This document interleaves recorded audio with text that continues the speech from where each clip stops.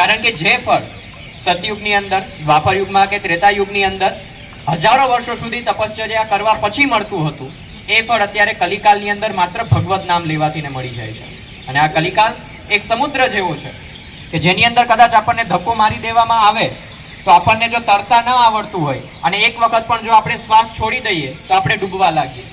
એવી રીતે કલિયુગની અંદર જો આપણા મુખમાંથી ને એક સેકન્ડ માટે પણ ભગવત નામ છૂટી જાય છે તો આપણે ચોક્કસપણે આ કલિયુગના શિકાર થવાના છીએ. તો આ બધા જ વૈષ્ણવ બાળકો આટલી નાની ઉંમરે સતત ભગવત નામ લે છે, એની અંદર એ સંસ્કારોનું સિંચન કરવામાં આવ્યું છે પાઠશાલાના માધ્યમથી. તો એવું જ એક વૈષ્ણવ બાળક આપણી સમક્ષ 16 ગ્રંથમાંનો એક ગ્રંથ એટલે કે નવરત્ન પર વિશેષ પ્રસ્તુતિ કરશે. વલ્લભાધીશ કી જય.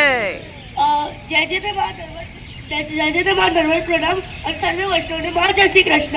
હું દેશા મણિપા ભવન પાઠશાલાથી આવ્યો છું અને આપ સૌની સમક્ષ નવરત્ન સ્તોત્રનું ગાન કરીશ. ચિંતા કાપિન કાર્ય નિવેદિતાત્મવિકદાપિતિ ભગવાનપી પુષ્ટિશ્ચો ન કરિષ્યતિ લૌકિકીમ જગતિમ નિવેદનમ તુ સ્મર્તવ્યમ સર્વથાથાદશૈજને સર્વે સરસ્ત સર્વાત્મા નિજે છાતન કરિષ્યતે સર્વેષાં પ્રભુ સંબંધો ન પ્રત્યેતમિતિ સ્થિતિ અતોન્યો વિનિયોગેપી ચિંતા કાસ્પર્શ્ય શોપી ચિત અજ્ઞાનાથમજ્ઞાનાથ ધૃતમાત્મનિવેદન જય કૃષ્ણ સત્કૃત પ્રાણી સ્ટેષાં કાપરિદેવના તથા નિવેદન ચિંતા તાજ્યાસી પુરુષોત્તમે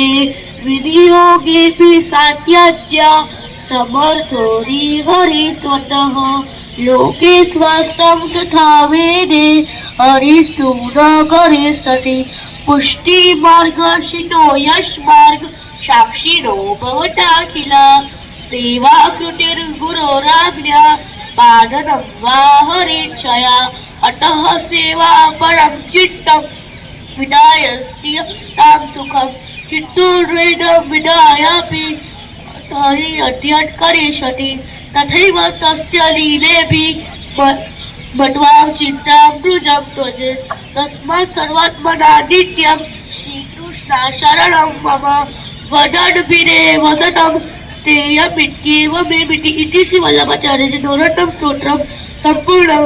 વલ્લભાધીશ કી જય. ખૂબ જ સરસ, અત્યંત સુંદર રીતે શુદ્ધ ઉચ્ચારણ સાથે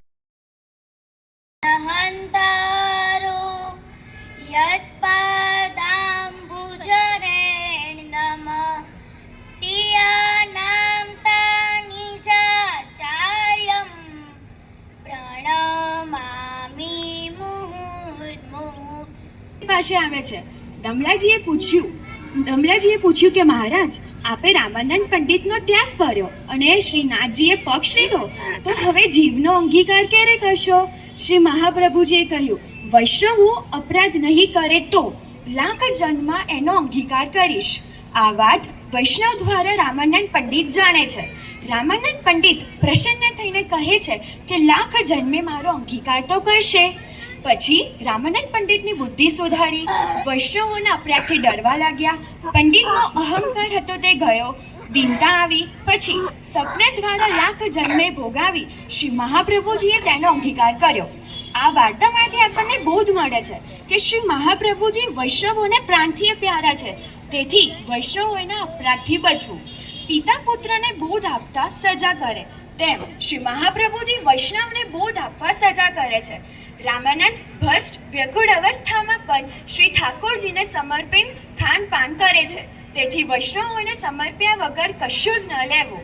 શ્રીનાથજીએ બ્રહ્મ સંબંધ દીધા ત્યારે આજ્ઞા કરી હતી કે જેને તમે મારી સાથે બ્રહ્મ સંબંધ કરાવશો તેને હું ક્યારે નહીં છોડું. એ વચન સિદ્ધ કરી બતાવ્યું. શ્રી વલ્લભાધીશ કી જય.